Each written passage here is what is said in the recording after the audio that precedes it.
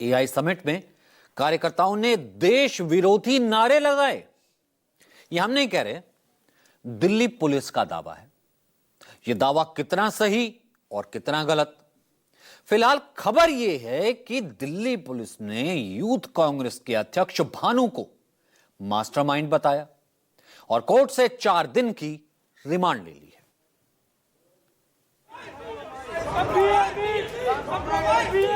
Slogan लगाते हुए PM is compromised. सुना आपने, यूथ कांग्रेस के कार्यकर्ता नारे क्या लगा रहे हैं? ठीक से नहीं सुनाई दे रहा तो एक बार फिर सुनाते हैं। भारत मंडपम के हॉल नंबर 5 के लॉबी में नारे लग रहे हैं, पीएम इज कॉम्प्रोमाइज्ड।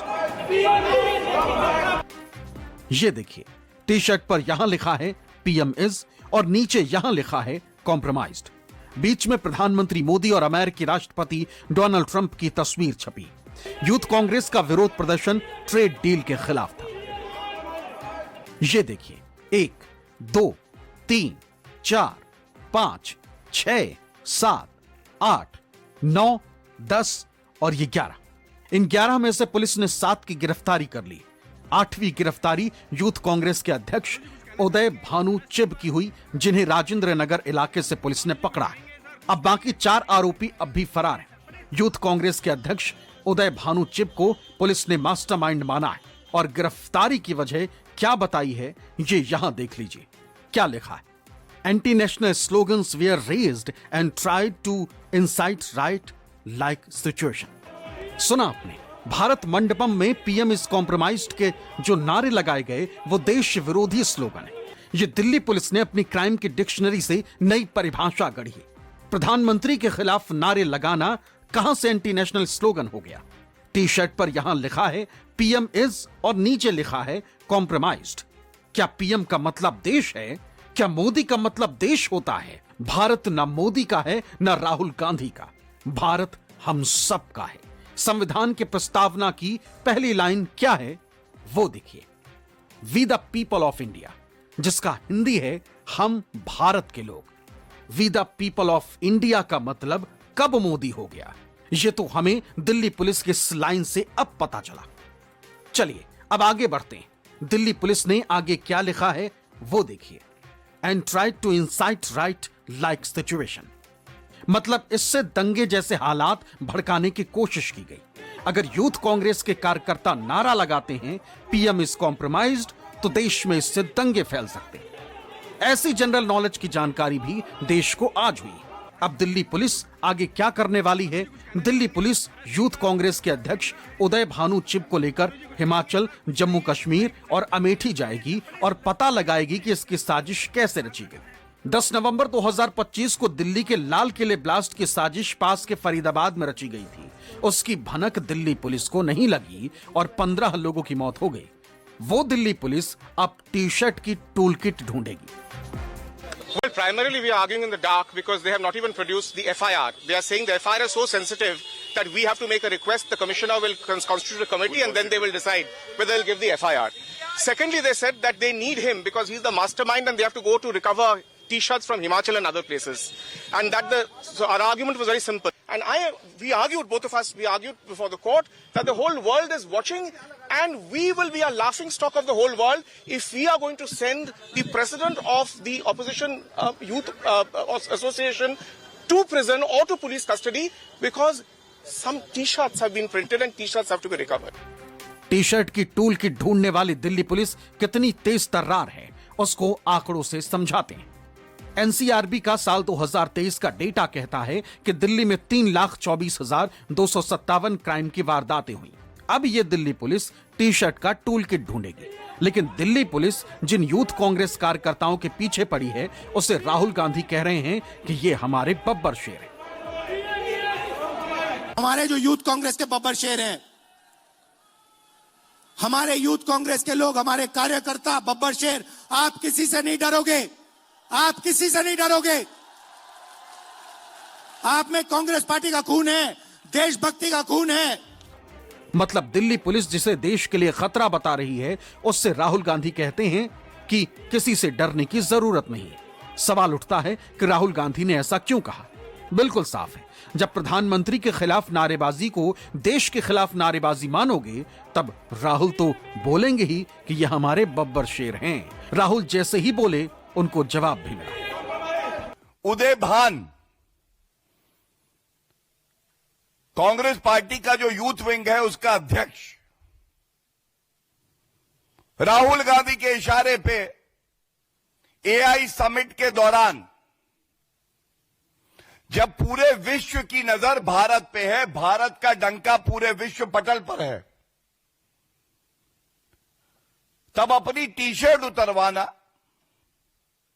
नंगे हो जाना, जिससे कि भारत की छवि धूमिल हो, ये कर रहे थे। अब भारत को नंगा करना चाहते थे राहुल गांधी जी। आज आप खुद राजनीतिक तौर पे पूरी तरह से नंगे हो चुके हैं। सवाल यह नहीं है कि कौन नंगा है और कौन फकीर।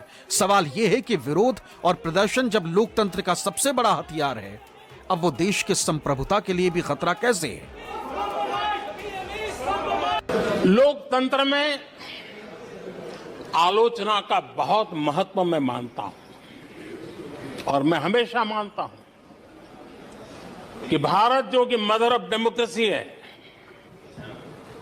सदियों से हमारे यहां लोकतंत्र हमारी रगों में पनपा हुआ है। सवाल तो यही है कि विरोध प्रदर्शन जो लोकतंत्र का आभूषण है, वो देश विरोध का हथियार कब से हो गया? इसीलिए तो कांग्रेस अध्यक्ष मल्लिकार्जुन खड़गे ने भी कहा कि डरने की जरूरत नहीं है।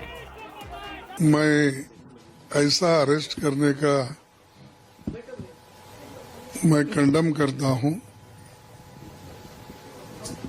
जो युवा आज नौकरी के लिए तड़प रहे हैं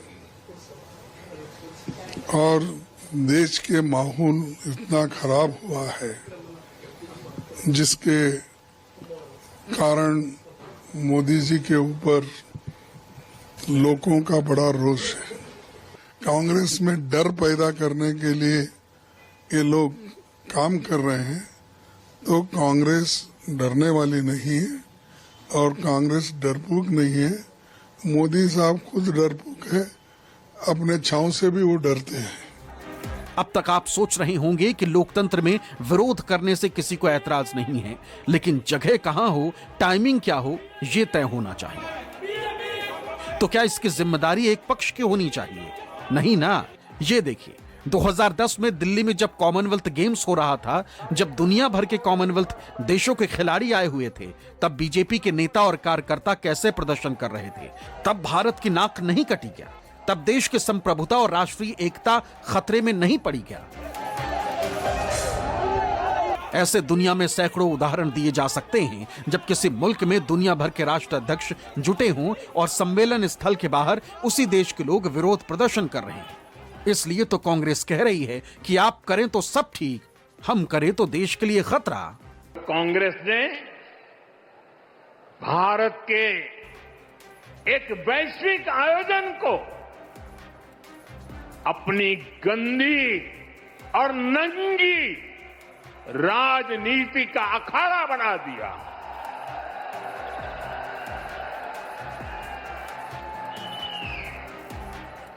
समारोह स्थल पर विदेशी अतिथियों के सामने कांग्रेस के नेता कपड़े उतारकर पहुंच गए।